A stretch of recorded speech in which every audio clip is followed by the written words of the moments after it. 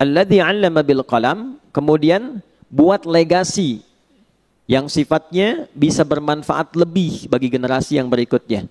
Salah satu caranya dengan menulis. Ya. Yang belajar ini usahakan punya catatan. Dicatat itu lebih terikat ilmunya dibanding sekedar dihafalkan. Nanti yang tercatat, dirumuskan, diruntutkan, ke depan bisa jadi bacaan. Walaupun orangnya sudah tidak ada, meninggal misalnya, tapi kitabnya masih ada, maka disitulah kemudian namanya akan abadi. Keabadian itu yang memuliakan Allah. Imam Syafi'i nggak pernah kita lihat, ya kan? Nggak pernah berjumpa, nggak pernah. Masanya berbeda. Tapi karyanya sampai sekarang masih bisa kita akses dan dengan itu beliau dimuliakan keabadiannya. Karena itu orang-orang bijak mengatakan kalau Anda masih ingin eksis sampai dengan masa depan, maka wariskan ke masa depan itu tulisan-tulisan dari karya kita yang paling baik. Tidak ada yang terbaik kecuali menyampaikan pesan-pesan yang dimuliakan oleh Allah Subhanahu wa taala. Teman-teman juga begitu. Ya, yang di birokrasi, yang di kedudukan, yang di harta dan sebagainya. Ya, bukan sekedar kita jalani sebagai profesi. Kalau bisa jadikan legasi, bikin kebijakan. Ya, buat kreativitas, bikin inovasi, tulis.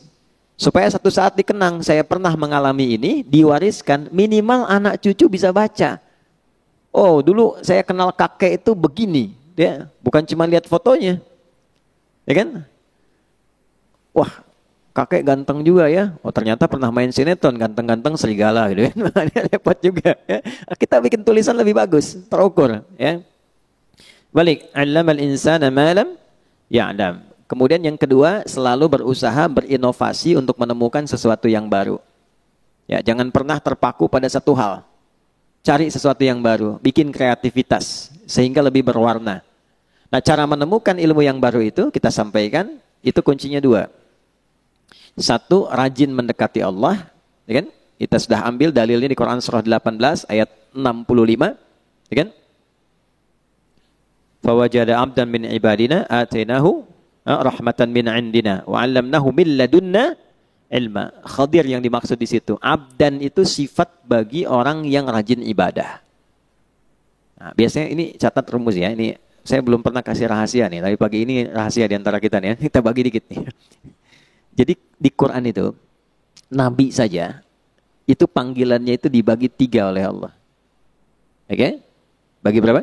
3. Untuk panggilan ya, bukan penyebutan nama. 1 nabi, ya ayyuhan nabi. 2 rasul. Ya? Yang ketiga abdun. Kalau misinya adalah pesan untuk menyampaikan informasi di lingkup pribadi dan keluarganya. Ada yang sifatnya khusus, ada yang bisa kita tiru. Itu panggilannya biasanya nabi. Tapi kalau sifatnya informatif untuk semua, termasuknya semua akses, itu rasul. Jelas? Tapi kalau disebutkan sifat ibadah beliau yang demikian tinggi, itu panggilannya abdun.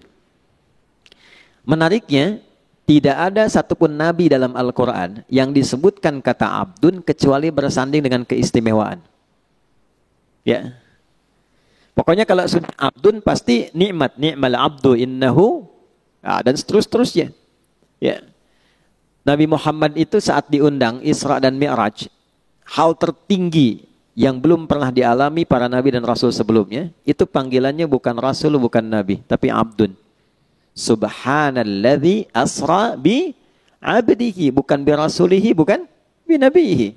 Jadi ternyata Allah naikkan derajat kita itu, ditambah gitu, itu saat kita menghamba. Makanya sering saya katakan, kalau kita rajin sujud menunduk, Allah pasti mengangkat. Tapi kalau orang banyak mengangkat, Allah pasti tundukkan itu. Ya, pasti ditundukkan dengan cara apapun.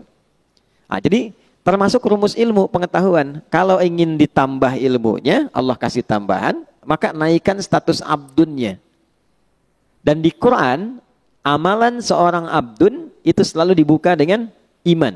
Iman dulu, baru amalan, baru jadi hamba. Contoh, sholat itu deklarasi keabdunan kita, penghambaan kita pada Allah. Deklarasi pertamanya dalam sholat. Karena itu kita katakan iyyaka na'budu wa iyyaka Kan nasta'in. Ya Allah, kami sekarang menghamba sebagai abdun. Kan? Dan kami mohon pertolongan darimu. Itu pertama kali kita katakan dalam sholat. Kalimat sholat itu dibuka dengan iman. Pertama kali di Quran. Al-Baqarah ayat 3.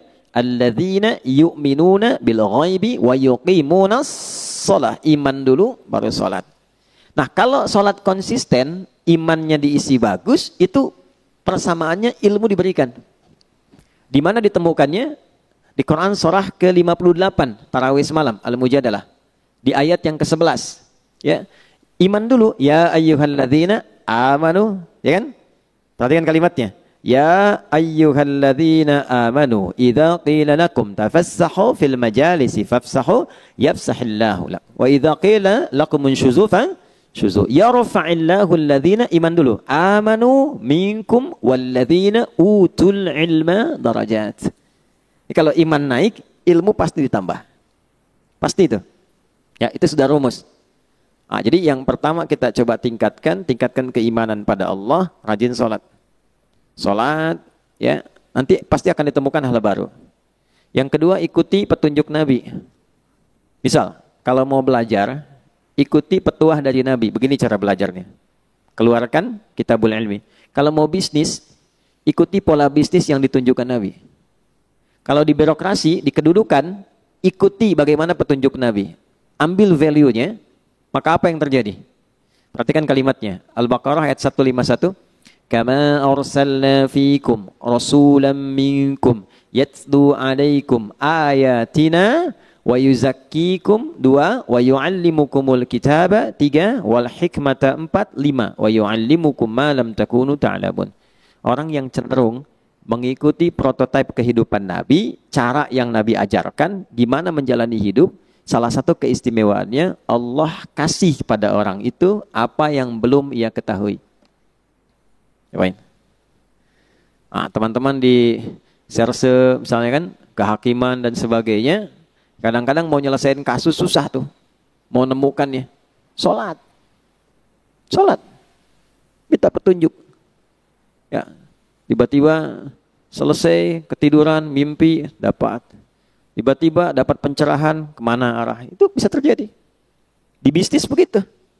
Ya, begitu diikuti polanya, Abdurrahman bin Auf tuh dari mana sih modal pakaian datang ke Madinah? Dalam 3 tahun kok jadi orang kaya, kemudian valuasi hartanya di awal sampai 923 miliar dolar. Dihitung sekarang itu. 14.700 triliun. Nabi wafat, kita coba riset, itu kurang lebih valuasinya 72.000 triliun. Ya. Dan termasuk 1 di antara 10 orang masuk surga. Dan selalu punya kreativitas yang baru, yang nggak dikerjakan orang. Orang pilih yang ini, beliau menemukan yang baru. Orang sudah mau deketin yang baru ini, beliau sudah pergi ke kreativitas yang lain. Jadi hebatnya, itu yang dikerjakan orang, itu beliau sudah 2-3 kali 10 step berada di depan. Ya, jadi bikin kreativitas baru, punya inovasi, orang belum ada. Begitu orang ngikutin, ini sudah mengerjakan yang baru lagi. Jadi pantas jadi yang paling unggul di bidangnya. Khalid bin Walid di militer begitu, selalu punya strategi baru. Ya, bayangkan. Ya, kebayang nggak? Belum saya ceritakan dia. Dia melawan Persia coba. Pasukan ratusan ribu, 100.000 pasukan. Beliau cuma bawa 10.000. Itu menemukan strategi baru. Jadi ada seorang di barat itu sampai kemudian meriset bagaimana seorang Khalid itu bisa menjadi jenderal paling unggul di lapangan. Itu dilihat gitu. Dan itu terjadi utamanya setelah masuk Islam. Sebelum masuk Islam hebat dalam strategi perang Uhud. Setelah masuk Islam lebih hebat lagi. Nah itu jadi bab. Kalau dipelajari bisa sukses di bidangnya. Nah itulah Allamal insana ma lam ya'lam. Nah, yang kemarin kita telah berhenti di ayat 6 sampai 8-nya. Kalau sudah sukses jadi apapun. Nih, jadi ilmuwan, jadi ulama, kan? Pebisnis kaya, kedudukan jadi jabatan, jadi jenderal, macam-macam birokrasi, udah jabatan tinggi. Kalla, jangan pernah terjadi. Innal insana la yatgha.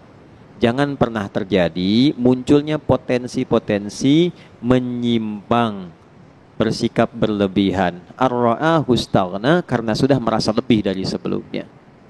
Karena pasti peningkatan sesuatu akan merubah karakter dan gaya hidup.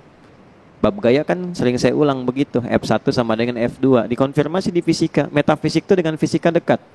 Ya, orang kalau gayanya pelan, gak kedengaran pukulannya. Tapi kalau kencang, bunyinya kencang. Ya.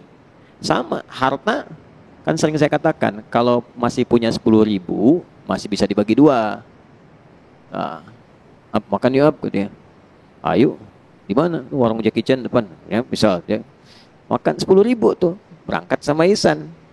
Begitu nyampe sana, Ihsan bilang, aduh saya nggak bawa uang. Tenang, kita bagi dua nih, 10.000 bagi dua. Tapi ketika Mus'ab sudah punya 1 miliar, bisa nggak bagi dua sama Ihsan tuh? Belum tentu. Karena sudah berbeda, kualifikasi sudah lain, itu merubah. Cari bawaan sudah beda, wibawa sudah lain, karakter sudah tidak sama. Normal, nggak apa-apa. Quran bilang nggak apa-apa. Yang dijaga itu jangan berlebihan.